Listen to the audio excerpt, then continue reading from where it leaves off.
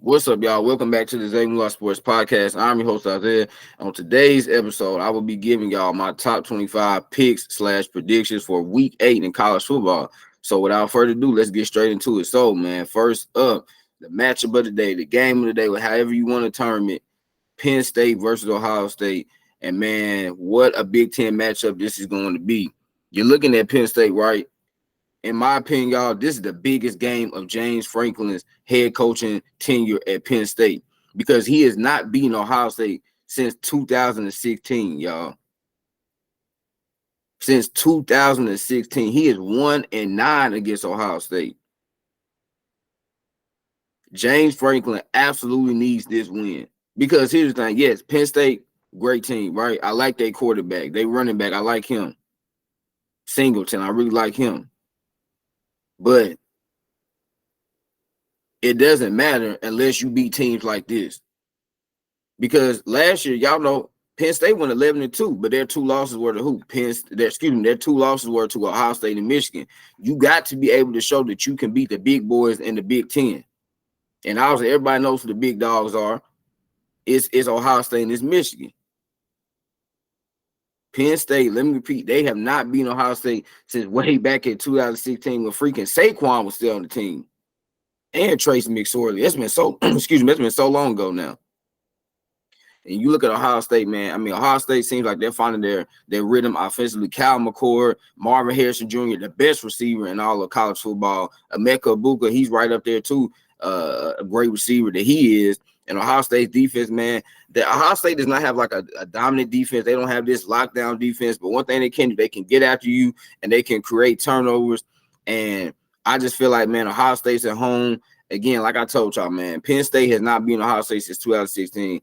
Penn State they have not shown they can beat elite teams. And so because of that reason and because of Ohio State being at home, give me Ohio State to win this game. And I think they're going to win it convincingly. So, yeah, give me Ohio State. Next up, we got UCF taking on Oklahoma. Looking at UCF, man, wow, they got out to like a great start this year. But now they're 3-3. Gus Malzahn.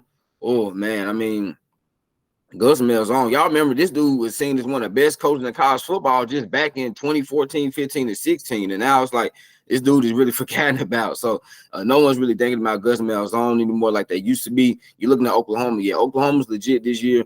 Last year, we know Brett Venables, it was his first year. They were absolutely bad, but now they're picking it up. Their defense is a whole lot better, right? And that's why they brought Brett Venables in, because Oklahoma had always struggled defensively. And Brett Venables, obviously, he was a defensive coordinator for many years at Clemson. So now you can see year 2 of him, their defense is really, really freaking good. And, yeah, Oklahoma, man, Dylan Gabriel, just give me Oklahoma. Big, big, big. Go Sooners.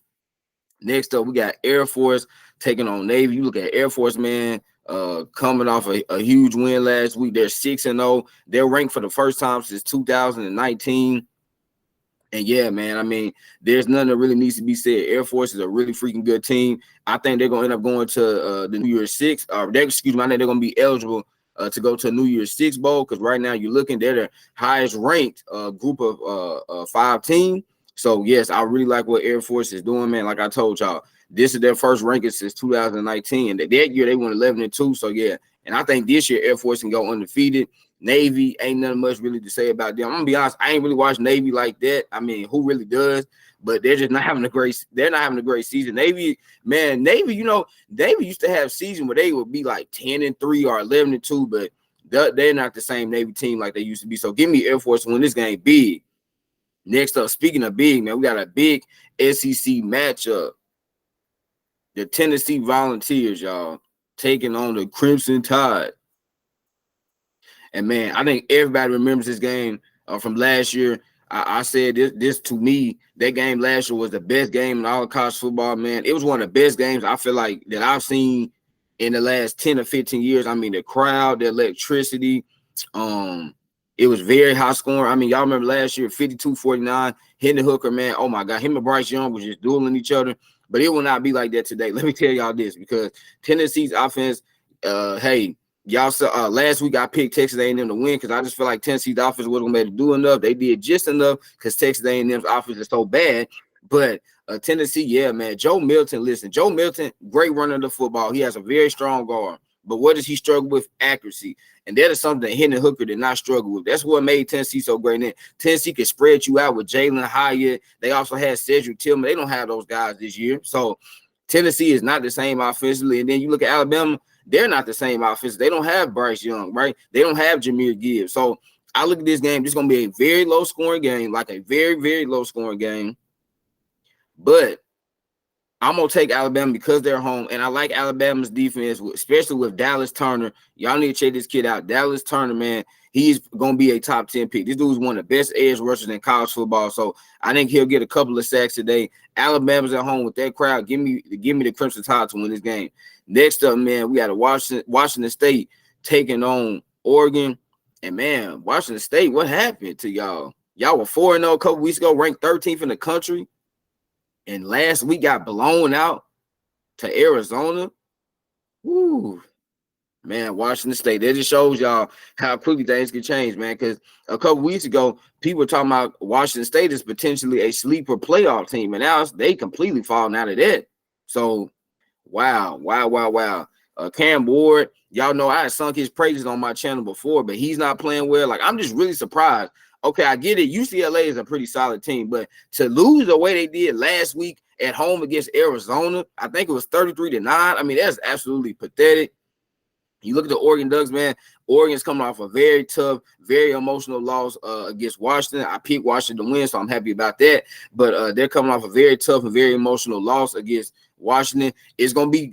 I'm interested to see Oregon how they're gonna be mentally, because normally when a team comes off a tough loss like that, and they took a lot of energy just for them to lose that game, right? Sometimes even when you lose the game, it takes a lot of energy out of you. And that game definitely took a lot of energy out of Oregon. So I'm interested to see how they respond. But I love it. They're back at home. They're playing against a really bad defense in Washington State, like a really bad defense in Washington State.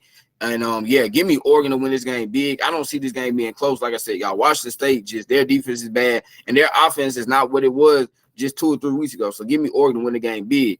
Next up, we have Minnesota taking on Iowa. And I'm telling y'all right now, bro, y'all might as well not even turn this game on. This is going to be the most boring game on this schedule.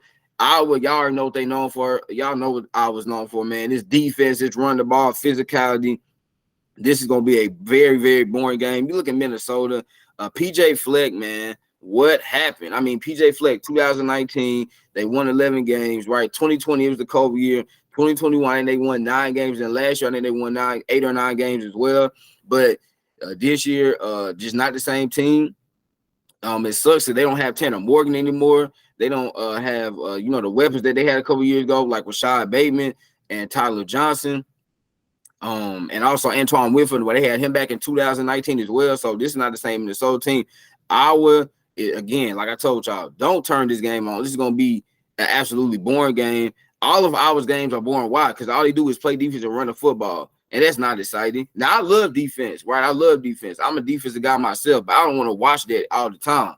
And Iowa, that's what Iowa does. They just cannot throw the ball. Even without Cade McNamara, even with Cade McNamara, they still want throwing the football with him. So, but I think because I was at home, their crowd, their defense is really tough, and I think they'll be able to make enough plays offensively, particularly in a running game, to win the game. So give me the Iowa Hawkeyes. But again, y'all, don't watch this game. Don't watch this game, because I'm telling y'all, it's going to put y'all to sleep within 2 seconds. Next up, we got North Texas taking on Tulane. Man, shout out to Tulane. I really love Tulane. They're showing that their last year was not a fluke. Y'all know I'm a big Titans fan. We got their running back, Tajay Spears, and man, Tajay Spears is a freaking beast. We saw what he did last year against USC in the Cotton Bowl. And yeah, I mean, Tulane, man, like I said earlier, it's going to be between them and Air Force about who goes to New Year's Six Bowl. Obviously, as y'all can see, Air Force is ranked 22nd. Tulane is ranked 23rd. Right now, these rankings don't matter. It doesn't matter until the college football rankings come out here in a couple of weeks.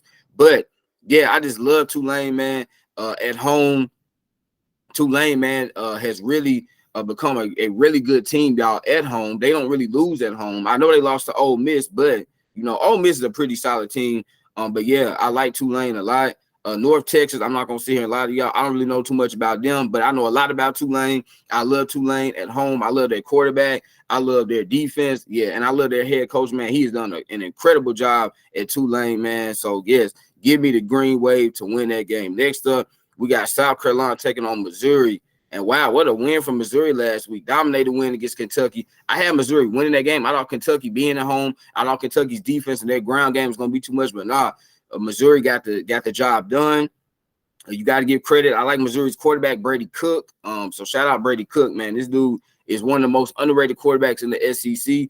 And Missouri's defense proved me wrong last week. Like I thought Missouri's defense was gonna just get pushed over, but they didn't. They actually did the pushing, right? They did the bullying to a Kentucky team. So I like Missouri. And then you look at South Carolina, Shane Beamer. Oh man, Shane Beamer was last year a fluke year. Remember South Carolina, a lot of people had high expectations. They beat Clemson, they dominated Tennessee. Everyone's like, South Carolina might be back. Nah, they not. South Carolina is not a good team. And Missouri's at home, man, playing in front of their Rockets crowd. And this is great for Missouri, though, because Missouri, this is the first time they have been really good, relevant since 2013 and 2014. So it's great to see with Gary Pinkel. So it's great to see Missouri football kind of back. Give me Missouri to move to 7-1. Wow, man. Missouri Tigers, 7-1, y'all. That would be crazy if they win this game. So give Missouri to win this game. Next up. All right, y'all. To me, this is where these games start to get kind of good, but we also got some pretty bad ones. And the first bad one we got is Texas taking on Houston. Obviously, Texas, tough loss they had a couple weeks ago on that Red River Showdown against Oklahoma. But I still believe in Texas. Texas is still a great football team. Quinn Ewers, he just got to stop turning the football over. He has to stop. But they're running back Jonathan Brooks. Jonathan Brooks, tough, physical, power runner. Really like him on the perimeter. They got Adonai Mitchell. Oh, man, 6'4", a freak. And then they also got a little shorter guy named Xavier Worthy. And I love him. He's really their speed threat. So they got a perfect speed threat. They got a big physical jump ball kind of guy in Adonai Mitchell. I really like what Texas is doing defensively, even though I know they didn't look great defensively against Oklahoma, but I still like Texas on defense. And obviously, again, like I said, y'all, Quinn Ewers, he just got to stop turning the ball over. If he stops doing that, I think Texas will be fine. In Houston, Dana Holgerson, yeah, brother, you might lose your job after this game because y'all, Houston, last year they had a lot of expectations. This year they had some decent expectations, and they haven't just shown up. So, yeah, give me Texas to win this game big. Next up, should we even talk about this game? Virginia versus UNC. And Virginia, oh, man. Virginia, listen. Still want to say send my condolences after what happened last year with the shooting that happened on Virginia's campus. But, man, I'm sorry, y'all. The football team is just not good. I know Tony Elliott, this is his second year, but, oh, man, Virginia is just so bad. Then I look at UNC, and they're so good. Tez Walker, y'all, 3 touchdowns last week. I'm so proud of that kid. I'm so glad that the NCAA allowed him to play because this dude is an absolute special talent. Drake May.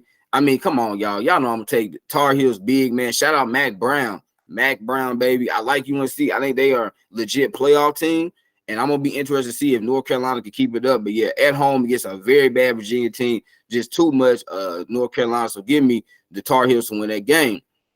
Next up, we have Ole Miss taking on the Auburn Tigers. And you're looking at Ole Miss, Jackson Dart, Krishan Judkins.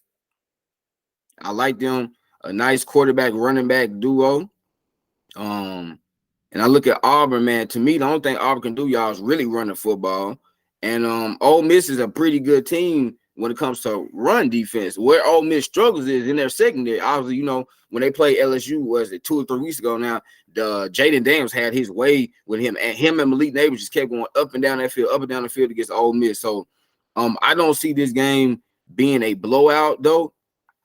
I think because Auburn is going to be able to run the football enough, especially early on, to keep Ole Miss's offense off the field. But I think late in the game, man, Ole Miss offense will just be too much for Auburn to handle. And again, y'all, all Auburn can do is run the football. So I think it'll just be too much. Give me Ole Miss to win this game. Jackson Dart's going to have a big game, and Krishan Judkins going to have a big game. And Ole Miss gets a big win. Next up, we got the Michigan Wolverines, y'all, taking on old Sparty and Michigan State. Yeah, I mean, Michigan, obviously, we know the allegations that came out against their football team and Jim Harbaugh, excuse me, earlier this week. I'll just say this: Michigan wins big, and that's really all I'm gonna say about it. I did also hear a report earlier that Michigan State actually had contacted the NCAA, and I think the Big Ten informing them that they didn't want to play this game. But as far as I know, this game will be played. But I mean, we know Michigan State. I mean, right now, y'all, like I said, I don't want to say too much about either one of these teams because, as y'all know, both of these teams have very huge controversy and drama surrounding their programs right now. But if this game gets played, give me the Michigan Wolverines to win it. Next up, we have a game. I told y'all, I said, man, that this schedule, the later games tonight are not going to be good. Okay, these evening games, these night games are not going to be good. This one, Army versus LSU. Listen, y'all, I mean, LSU ain't worried about Army. They worried about next year when they got to take on Alabama Crimson Tide, right, in Tuscaloosa. That's where they worried about because LSU knows that. And I ain't gonna get into it. I ain't gonna get into it too much right now because I'm not trying to spoil my pick for y'all already. That's gonna come next week. But LSU is not worried about Army. So come on. I mean, LSU should win this game like 63-7 or something like that. Like LSU ain't worried about Army, right? They got their mind on bigger fish, and that is Alabama next week. But give me LSU. Jaden Daniels going to throw for like 400 yards, and Malik Neighbors, I'm gonna say he has 250 of them yards. So yeah, give me LSU big. Next up, got our night game, ABC game. Duke going to Florida State, going to Tallahassee, Florida to take on Florida State. And you're looking at the Duke team that, wow, man, I thought Duke was going to lose last week to NC State, but they didn't. They showed a lot of toughness. They showed a lot of grittiness without their starter quarterback, Riley Leonard. Y'all know I'm a big Riley Leonard fan. They won without him. But, man, I'm going to tell y'all, boy, Florida State is different. This is a different animal right here. And while NC State's a solid team, y'all, Florida State is a legit team. To me, Florida State is a national championship contender. Not just a playoff contender. They are a national championship contender.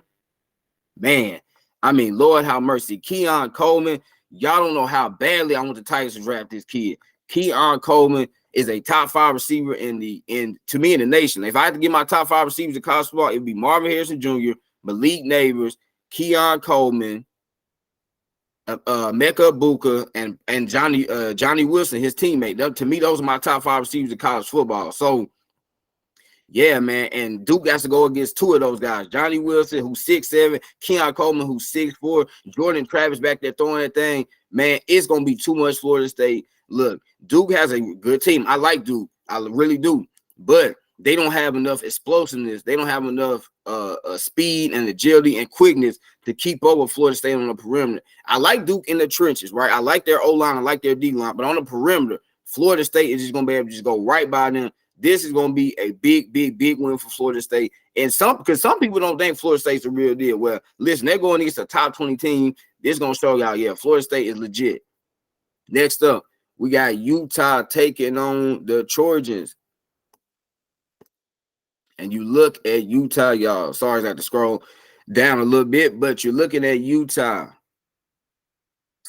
And Utah has had USC's number. I mean, last year they beat USC at home 43-42. And then y'all saw it in the Pac-12 championship game. It was 47-24.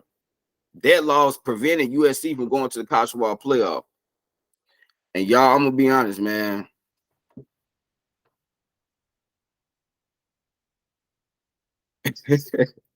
USC, boy. I picked them to win last week, y'all. If y'all watched my video last week, I picked USC to win. And, man, I should have known USC was going to lose because we know what they do. USC, bruh, yes, they have great speed. Yes, they have great agility and quickness. Yes, they have a whole lot of playmakers offensively.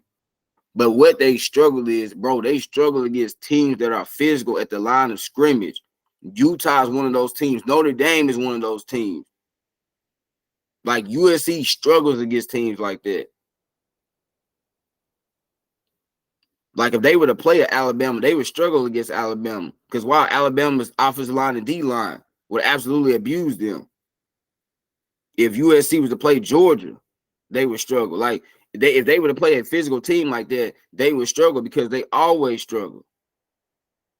I still think Caleb Williams is the best quarterback in the country. I still love their weapons at running back, Marshawn Lloyd, Austin Jones. I love their receivers, Mario Williams, Brendan Bryce, Michael Jackson. I love their receivers, man. Taj Washington. They got a lot of playmakers, but y'all, they just struggled against you. They've struggled against physical teams, not just Utah. They struggled against physical teams. So it's gonna hate me. Excuse me. It's gonna hurt me to do. Because I really like USC and I really like Caleb Williams. But y'all, I gotta take Utah to win this game. It really, really, really hurts my soul because I love USC. I love Caleb Williams especially. This dude's a generational talent. But I gotta take Utah to win the game because of their physicality and because of their defense. And I just think USC is gonna get overwhelmed by that, like they've always done against Utah and like they've always done against physical teams. So give me Utah to win the game. All right, so our final two games, y'all, obviously Pac-12 after dark, as they call it. We got UCLA taking on Stanford. Wow. Shout out Stanford last week, man. I mean, came back against Colorado. Lord have mercy. Down 29-0 at halftime. Came all the way back, put up 43 points in the second half / overtime. Wow, what an impressive victory. That right there is a confidence boosting victory right there, because Stanford was a bad team, but now it's like their players got some confidence. Like, man, we just want to roll against not a great but a solid Colorado team. We were down by 29 and we came storming back and won the game in OT. You're looking at UCLA and Chip Kelly. I still don't trust UCLA that much. And man, because this game is going to be in Stanford at night, and because of the way Stanford played last week, as y'all notice, man, I haven't picked any upsets really. Like even Utah versus USC, even though I picked Utah to win, that's not a big upset. But y'all, Stanford's at home, coming off a huge victory, confidence boosting victory. Give me Stanford at home to upset UCLA. And Chip Kelly, brother, if you lose this game, a lot of them fans ain't gonna be too pleased with you. And now finally, y'all, our last game. Arizona State taking on Washington, and Washington, oh my gosh, man, I told y'all Washington was going to win a high-scoring game. Now, I was wrong because I thought this game was going to be like in the 50s. It did end up being in the 50s, but it was still high-scoring. It was a fun game. Michael Penix Jr., this dude is the Heisman Trophy winner right now. If you ask me, I would vote for him. If I had a vote, I would vote for Michael Penix Jr. I mean, shout out this kid, man. Y'all, for those y'all don't know his journey, man, he started off in Indiana. And he did not play that well in Indiana, but ever since he came to Washington last year, this dude, oh my gosh, bro. Ever since last year, Michael Penix Jr. has been a top 3 quarterback in all of college football. Some might say he's the best quarterback in all of college football since last year. But man, this kid is an incredible talent. His receivers, I like that Romeo guy they got at receiver. He's a really, really dynamic playmaker. I also have Jalen at receiver. I like him a lot. I just think Washington, man, just way too much offense for Arizona State. I mean, who even worried about Arizona State, right? Ain't nobody worried about them. The only time we was worried about Arizona State is when they had Herm Edwards. You played to win the game. Hello, you played to win the game. And now Herm Edwards is no longer there because he got fired last year. So no one's even worried about Arizona State. Give me Washington. Big man, Michael Penix Jr. As they say, big Penix energy, man. Yeah, give me Michael Penix to win the game. As Herm Edwards say, you played to win the game. But there y'all have it, man. Those are my picks / predictions for the top 25 college football games for week 8. Make sure to like, comment, subscribe, and share. Y'all know I'm gonna end it, man. God bless. I love y'all. Say it with me. Peace.